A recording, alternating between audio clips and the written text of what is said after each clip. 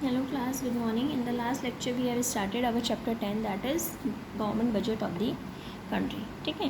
So in the chapter we have studied about concept of government budget, objectives of government budget. Okay.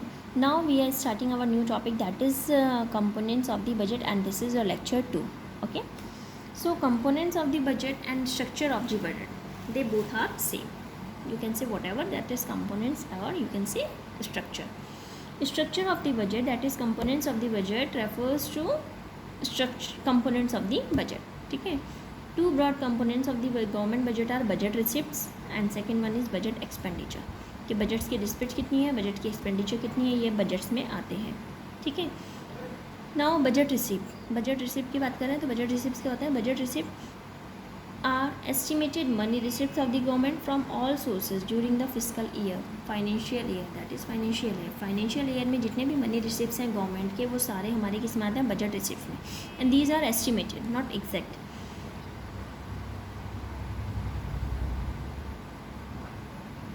Now budget receipts are classified as revenue receipts and capital receipts. Revenue receipts कौन से होते हैं, इसको भी आगे broadly classified किया गया है. तो रेवेन्यू रिसिप्ट्स मतलब वो रिसिप्ट जो कोई लाइबिलिटी नहीं करते गवर्नमेंट के लिए, जैसे टैक्स रिसिप्ट है. टैक्स एक रेवेन्यू रिसिप्ट है क्योंकि इसमें कोई भी कॉरस्पॉन्डिंग लाइबिलिटी नहीं होती है. टैक्स एक वन साइडेड कंपलसरी पेमेंट है. ऐसा तो नहीं हमने टैक्स गवर्नमेंट को दिया, गवर्नमेंट ने हमको टैक्स दिया, ऐसा तो नहीं है ना. वन साइडेड पेमेंट होती है. ठीक है. तो ये रेवेन्यू रिसिप्ट है. ये रिसिप्ट जो है, इससे असेट्स ऑफ द गवर्नमेंट में कोई भी फ़र्क नहीं पड़ता, इसमें कोई कमी नहीं आती है. जो असेट्स होते हैं गवर्नमेंट में, उसमें कोई कमी नहीं आती है. ठीक है. In contrast, if government receives money by selling a share of some company, जैसे हम एयर इंडिया की बात करें, तो it causes reduction in assets of the country. These are therefore in not be treated as, क्योंकि उससे क्या हुआ कि उसने अपना बेचा तो उससे असेट्स कम हुए गवर्नमेंट के, तो वो हमारे रेवेन्यू रिसिप्ट्स में इंक्लूड नहीं होते. ठीक है. तो रेवेन्यू रिसिप्ट्स में वही इंक्लूड होते हैं जिसमें कोई रिडक्शन, जिसमें असेट्स में नहीं होता गवर्नमेंट के. ओके. तो रेवेन्यू रिसिप्ट्स भी देखो आपके टू टाइप्स की होती है. एक होती है टैक्स रिसिप्ट्स और second one is non tax receipts. Okay. Tax receipt में आते हैं आपके इनकम टैक्स हो गया, corporation tax, state duty, gift tax, custom duty, excise duty, GST जैसे गुड्स एंड सर्विस टैक्स, ये सारे हमारे टैक्स रिसिप्ट में आते हैं. नॉन टैक्स में कौन कौन से आते हैं हमारे, fees, street fines, grants, donation, special investment, ये सारे हमारे किस में आते हैं, नॉन टैक्स रिसिप्ट्स में. ठीक है. टैक्स रिसिप्ट्स क्या होती हैं,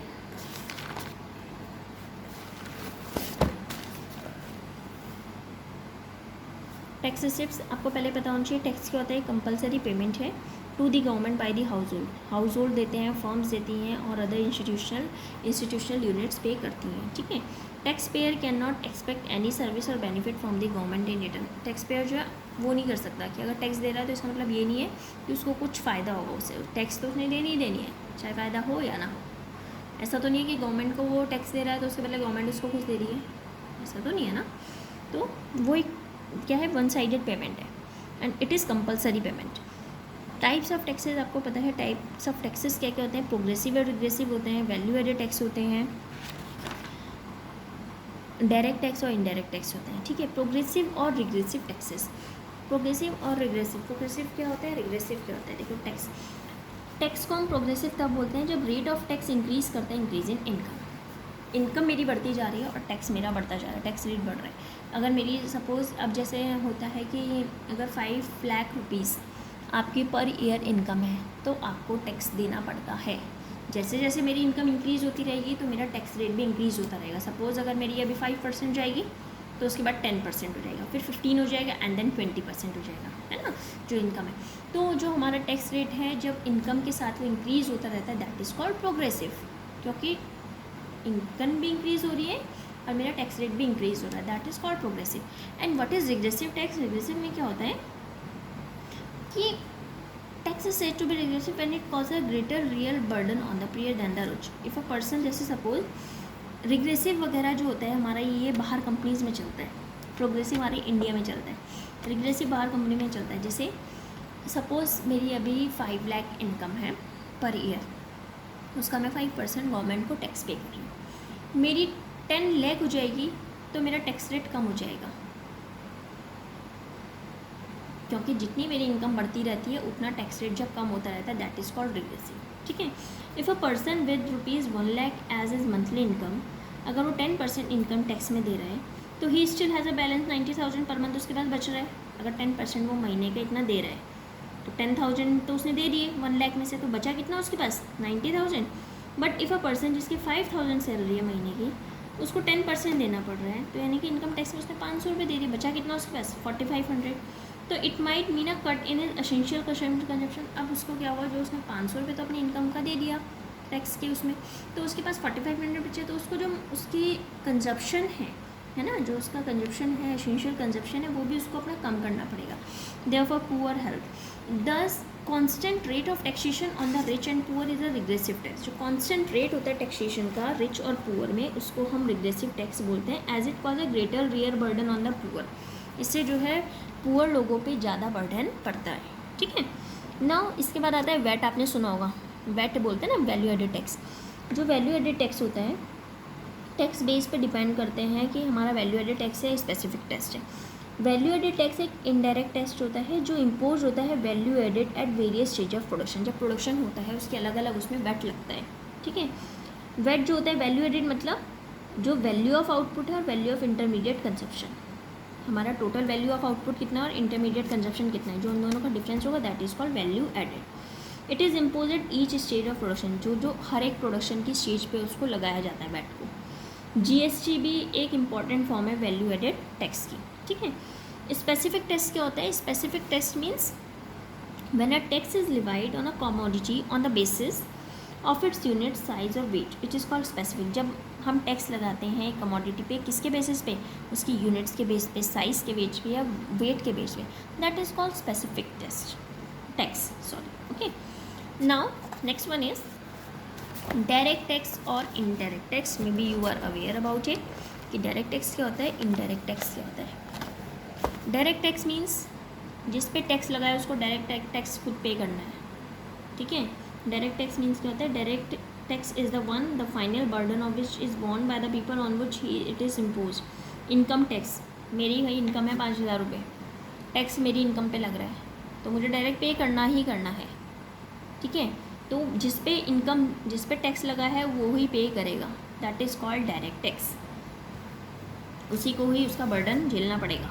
burden of tax can not be shifted. अब ऐसा तो नहीं मेरी इनकम पे टैक्स लगाया तो मैं अपने पड़ोसी को दे दूँगी, नहीं भाई तू दे देना टैक्स, ऐसा तो नहीं है ना। मेरी इनकम पे लगाए, सो आई हैव टू पे इट। इनकम टैक्स हो गया, कॉर्पोरेशन टैक्स हो गया, गिफ्ट टैक्स हो गया, वेल्थ टैक्स हो गया, and are the examples of direct tax.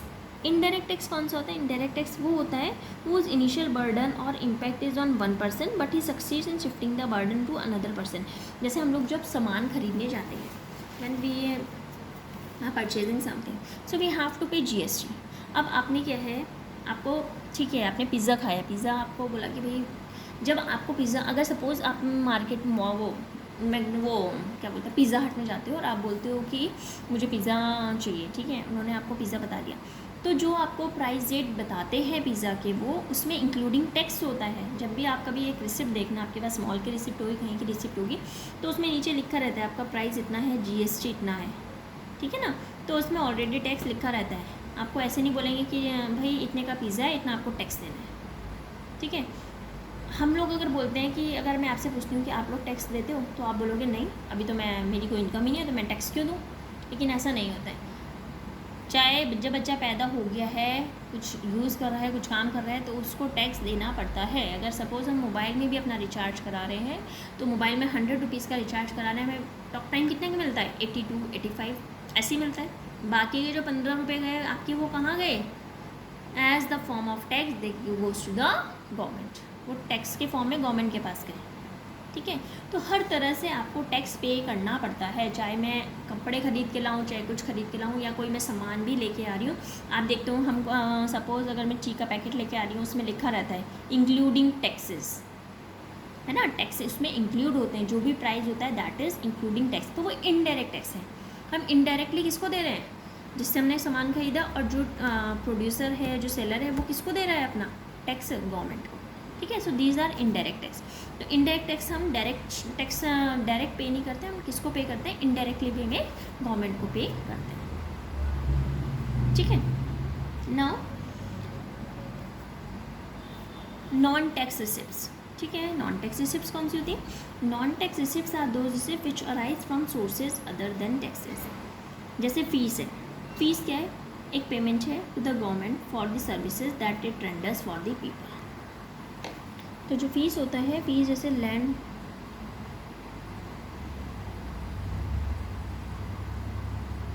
Yes, land registration fees होगी, बर्थ डेथ रजिस्ट्रेशन फ़ीस है, पासपोर्ट फ़ीस है, कोर्ट फ़ीस है, ये सारी हमारी फ़ीस में आती है, ठीक है। फ़ी एक पेमेंट होती है, एक प्राइस नहीं होता। किसी कमर्शियल सर्विस का प्राइस नहीं है, लेकिन ये क्या है? एक पेमेंट है जो हम एडमिनिस्ट्रेटिव जुडिशियल सर्विसेज के लिए देते हैं, जो लोगों को प्रोवाइड की जाती है, ठीक है। This are fees. इसके बाद आ जाइए फाइन्स। आपको पता होगा फाइन्स वगैरह क्या है? जब हम कोई लॉ वगैरह तोड़ रहे हैं, for breaking laws, that's are called fines. अगर आपने जैसे चालान टाइप का हेलमेट नहीं पहना तो पुलिस ने आपको काट दिया, चालान काट दिया, that's are called fines which are made by the law breakers to the government, ठीक है। एस्टेट क्या होता है? It refers to that income of the state which arises out the property left by the people without a legal heir. There are no claimants of such property, the government makes revenue out of it. Estate मतलब कि वो income, उस state की वो income जो कि arise होती है, प्रॉपर्टी जो लोगों ने छोड़ दी है, कोई भी लीगल उसके बिना छोड़ के चले गए, तो उसमें जो प्रॉफिट हो रहा है गवर्नमेंट को, that is called estate. Special assessment, ये वो पेमेंट होती है जो owners of those property who value has appreciated due to developmental activities of the government.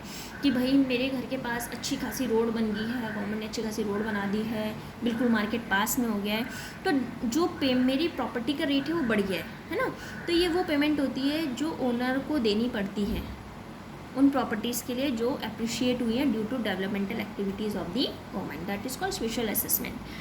Income from public enterprises, जैसे सेवरल एंटरप्राइज हैं, जैसे गवर्नमेंट जो चलाती है, जैसे इंडियन रेलवेज, तो इनका जो प्रॉफिट होता है वो एक सोर्स है रेवेन्यू का for the government. Grants and donations, grants are also a source of government revenue. It is very common for the people to offer grants and donations to the government when there are natural calamities, जैसे earthquakes है, floods है, famines है, तो grants आपको पता होगा donation वगैरह दिया जाता है गवर्नमेंट की तरफ से, ठीक है ना।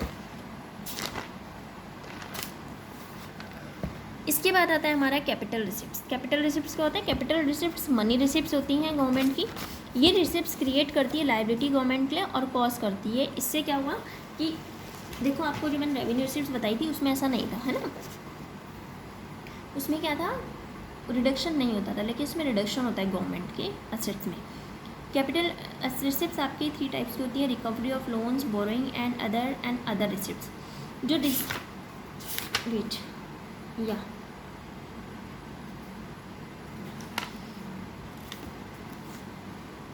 are often classified as recovery of loans. So first one is recovery of loans. Central government offer करती है लोन्स स्टेट गवर्नमेंट को कि ताकि जो फाइनेंशियल क्राइसिस हो रही है उसको सेटल डाउन कर सके। जब ये लोन्स रिकवर होते हैं तो जो असेट्स होती है गवर्नमेंट की वो कम हो जाती हैं। इससे these are classified as capital receipts. Second, following borrowings and other. While lending creates assets, borrowing creates, जैसे कि हम कहते हैं कि लैंड जो है, लैंडिंग जब हम करते हैं तो उससे असेट्स क्रिएट हो रहे हैं, लेकिन जब हम बोरोइंग कर रहे हैं, उधार ले रहे हैं, तो उससे हमारी लाइबिलिटी बढ़ रही है, कर्जा बढ़ रहा है। Accordingly borrowings are to be treated as capital receipts. तो इसके अकॉर्डिंग बोरोइंग्स को हम ट्रीट करते हैं कैपिटल रिसिप्ट्स की तरह। जो गवर्नमेंट बोरो करती है मनी, किससे करती है? एक तो जनरल पब्लिक से करती है, जिसको हम बोलते हैं, जो जनरल पब्लिक से जो हम बोरो करते हैं, that is called market borrowings, okay. या फिर आरबीआई से करती है और या फिर रेस्ट ऑफ दी वर्ल्ड से। नेक्स्ट आता है अदर रिसिप्ट्स।